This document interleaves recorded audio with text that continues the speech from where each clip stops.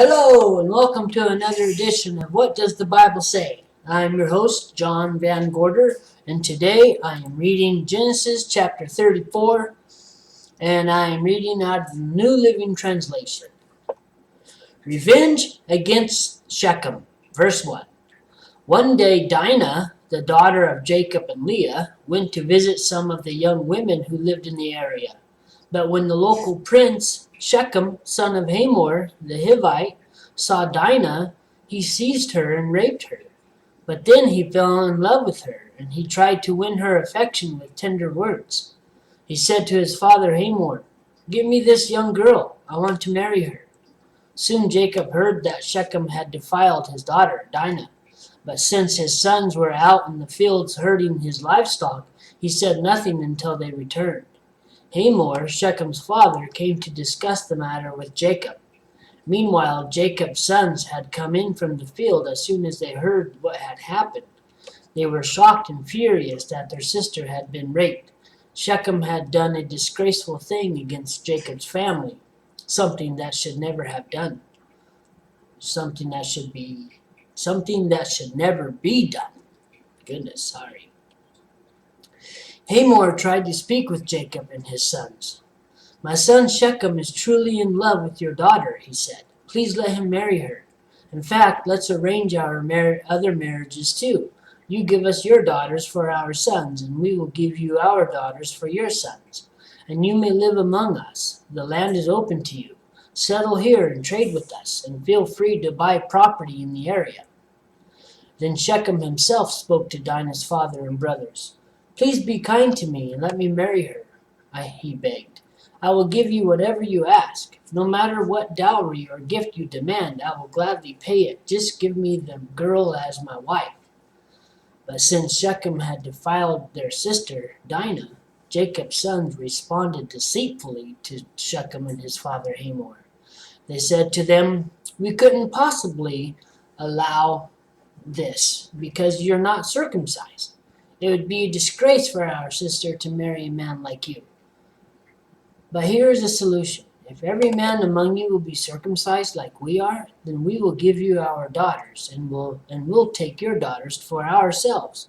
We will live among you and become one people. But if you don't agree to be circumcised, we will take her and be on our way."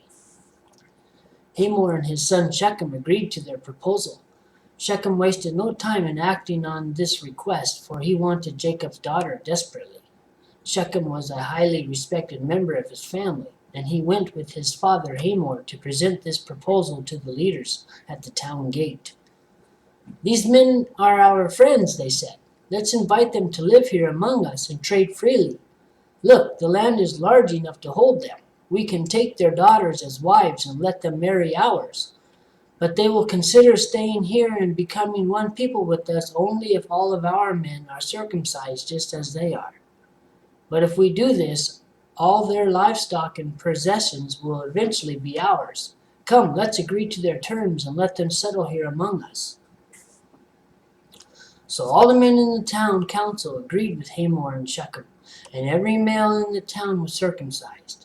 But 3 days later, when their wounds were still sore, 2 of Jacob's sons, Simeon and Levi, who were Dinah's full brothers, took their swords and entered the town without opposition. Then they slaughtered every male there, including Hamor and his son Shechem. They killed them with their swords, then took Dinah from Shechem's house and returned to their camp. Meanwhile, the rest of Jacob's sons arrived. Finding the men slaughtered, they plundered the town because their sister had been defiled there. They seized all the flocks and herds and donkeys, everything they could lay their hands on, both inside the town and outside in the fields. They looted all their wealth and plundered their houses. They also took all their little children and wives and led them away as captives. Afterward, Jacob said to Simeon and Levi, "You have ruined me. You've made me stink among all the people of this land, among all the Canaanites and Perizzites. We are so few that they will join forces and crush us. I will be ruined, and my entire household will be wiped out." "But why should we let him treat our sister like a prostitute?" they retorted angrily. Well, that concludes today's reading. We'll have to see what happens later in verse 35, or chapter 35.